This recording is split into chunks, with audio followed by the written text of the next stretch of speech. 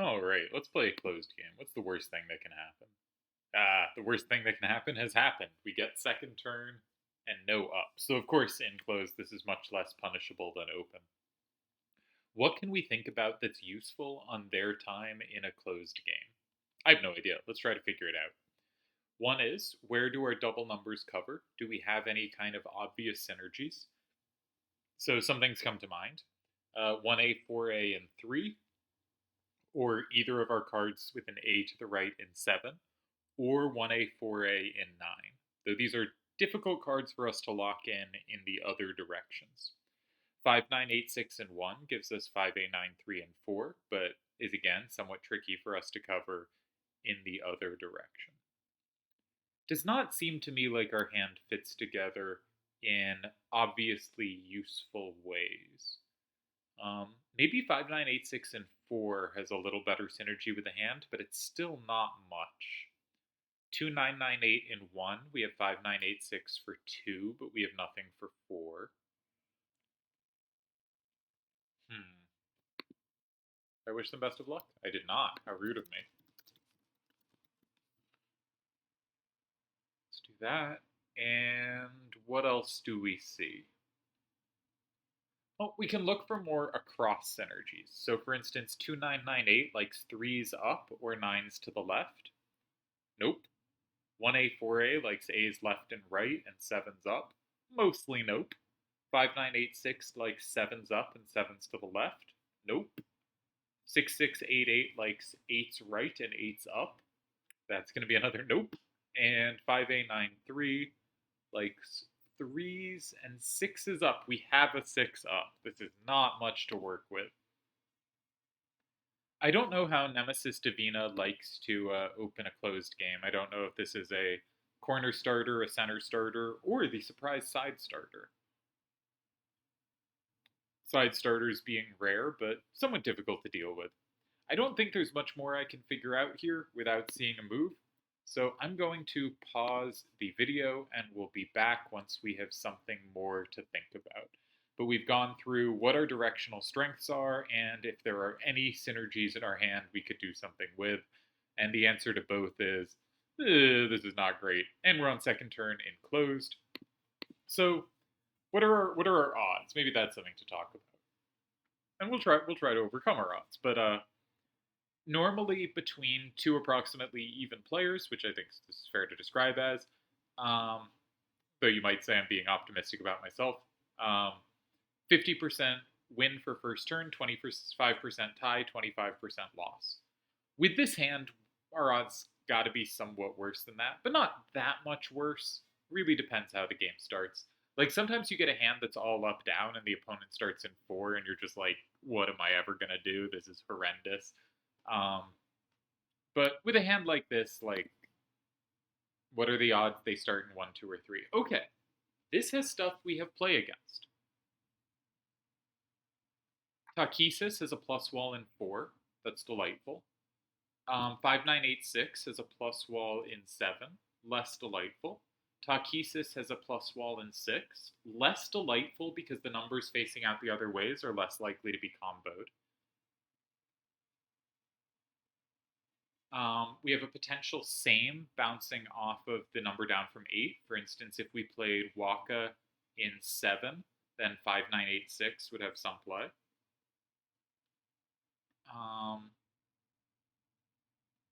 I normally look for strong corners, but I've been thinking about playing sides against these, and I'm not sure the corners are all that applicable. So I'm thinking about sliding in 8. 2, 9, 9, 8, and 8. 8 is the only square on their starter they cannot combo. But this is not a card I'm really that comfortable at taking back. Anything else we put in 8, um, we could match an 8. We could try matching an 8. I don't like playing 5A, 9, 3, and 8 because there's a very good chance they have a side to side same number given their starter, and I would hate to give them more stuff to play off. Of course, because we matched, it means the combo potential is minimal, but I'd like to put out a different number, and we don't have a comfortable way to do so.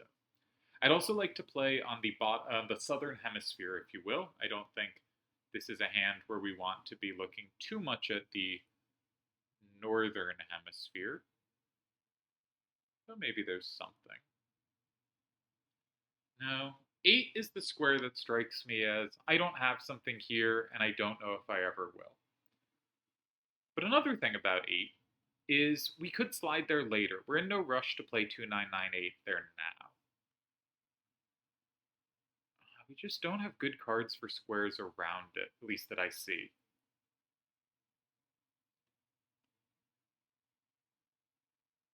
Another thing about 8 is they are likely to go in 1 or 3, and I'm not sure what we do next. So I think I'm going to play a corner. I tend to be a corner guy, and this feels like a corner to me. I don't think it has to be a strong corner, because we actually have quite a bit of combo potential and quite a bit of sliding potential, given that we have stuff in 2, 4, and 6. So I think there's a case for just a move like 5A, 9, 3, and 9, because it's basically where I want to play. I could follow with 2, 9, 9, 8, and 8 and have a lot of sliding combo potential. And it is at least easy for us to take back.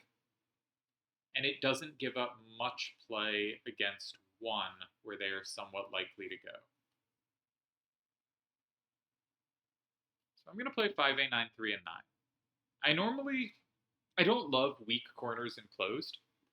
For instance, if they go in 1, I would never play another weak corner in 3 or 7, because it's just easy to be auto lost because they're so likely to have sweepers, and if first turn takes everything they want to, they win. And if they have any combo potential, they might win by even more. But I've seen Seto do so to good effect, as was always the case with weak stuff.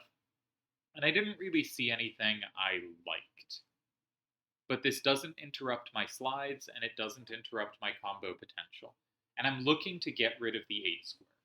Now here they could go in 2 and make it an up-down game. But 2 things. 1, I think it's less likely they will make it an up-down game than they would have if I'd gone in 8. If I go in 8, they're very likely to go in 1 or 3, and we have an up-down game. Obviously, 2 makes it an up-down game as well. So we're locked into an up-down game. Well, if I go in 9, the odds of them going in 2 is, some people always go in 1, some people always go in 2 or 4. But, I'd say it's probably 40% to go in 1, 30% to go in 2 or 4. And so that's 30% that we get the up-down game we're trying to avoid. That seems much better. We could have avoided it completely by going in 4 or 6, but I didn't want to get rid of those squares. But maybe I should have considered that more seriously. I did not really consider moves in those squares. Probably should have. Not sure it would have helped. I really, again, wanted to play in the Southern Hemisphere. And I do have some play against, higher numbers facing out from 1. I can take 7, 8, 9, anything but a 10 to the right, and going down, I can take almost nothing. But I was almost never going to be able to take anything there. I guess I gave up my ability to take 8s. I can take 7s, but nothing lower. 4 is not a very good square for me. So I would like them to play in 4. Obviously, they have no such information, but we're just trying to figure things out.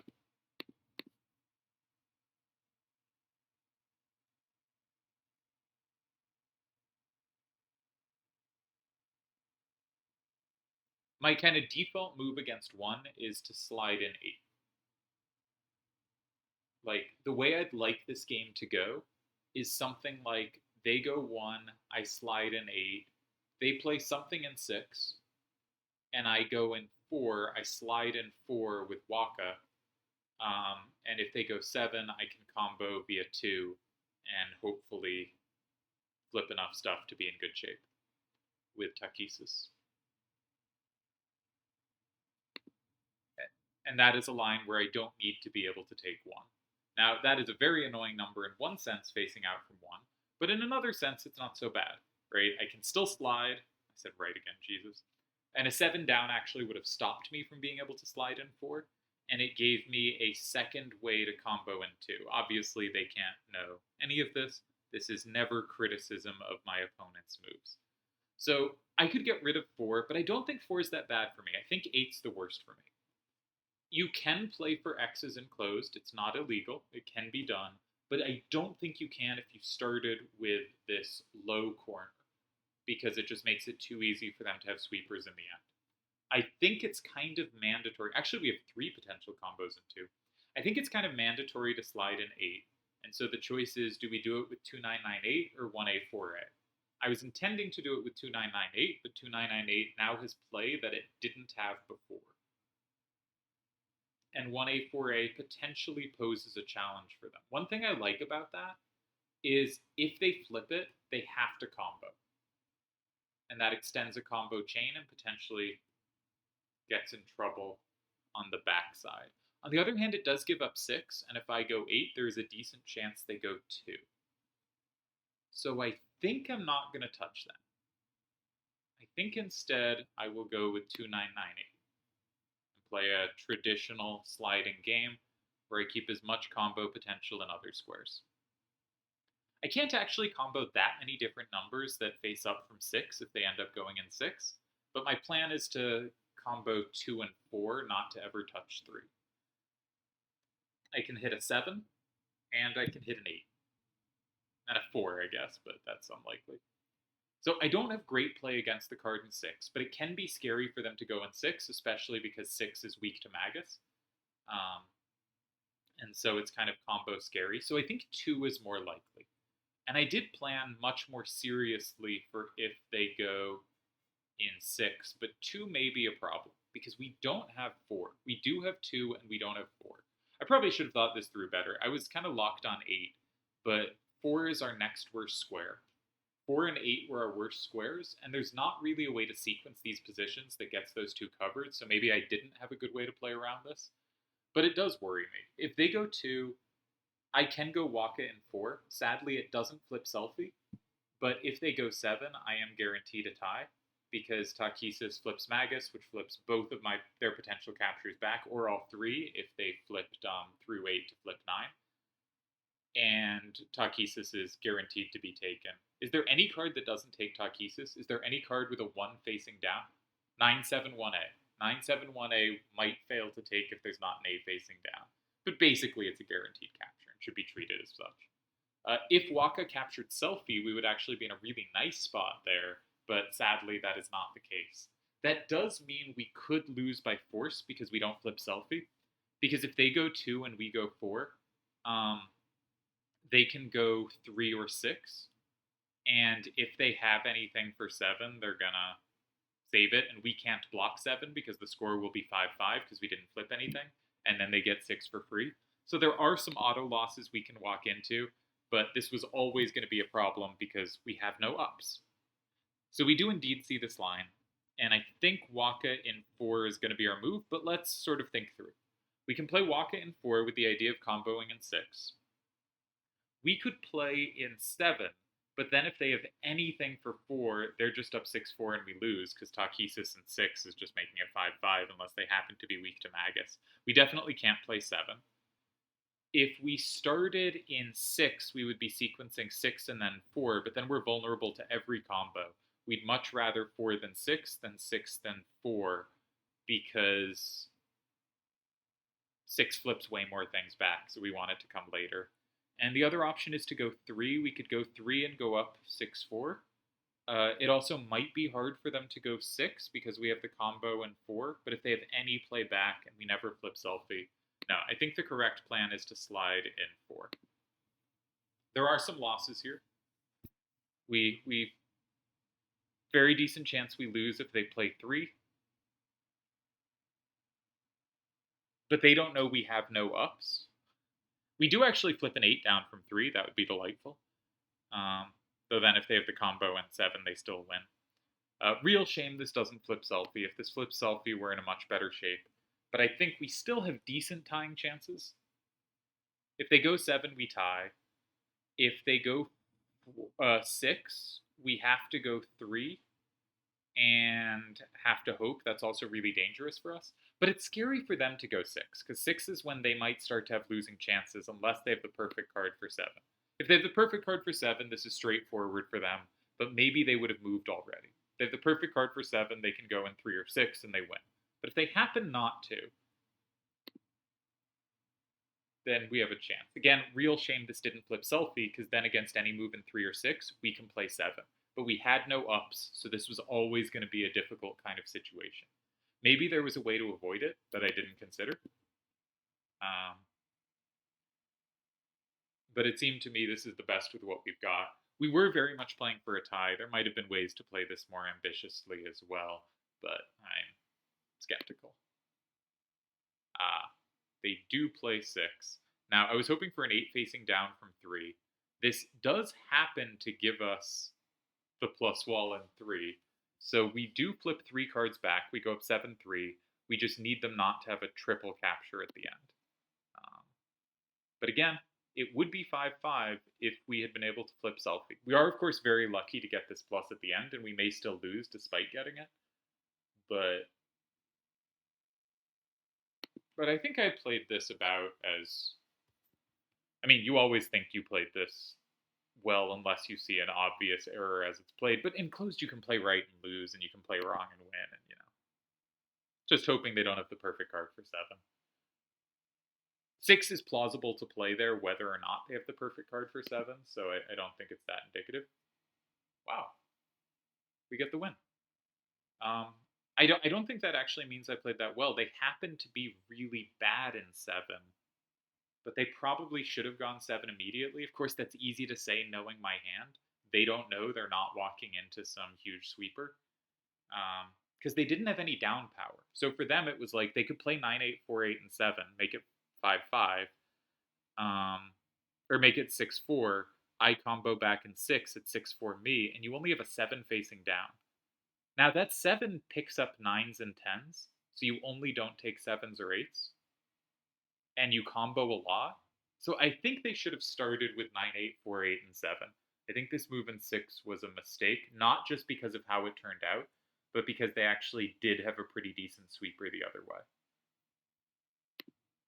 All right, that was fun. I guess that'll be it for today. I have played 4 closed games this month, so go me with my closed play. This is probably for the weekly closed, but I don't feel like commenting other people's closed right now. So we'll stop there. My 4 closed games, I have 2 wins and 2 ties. Pretty good. Not like a mind-blowing streak of epic proportions, but a sign that I still can play closed quite well, and against decent opponents. 2 first turns, 2 second turns. Reasonable hands. Yeah, I'm pretty pleased with this result. I think getting a win on second turn with that hand is pretty nice, but I was obviously very lucky to get it. And it's really hard to rewind and pretend you don't know things you know. I think I did get pretty lucky in that endgame.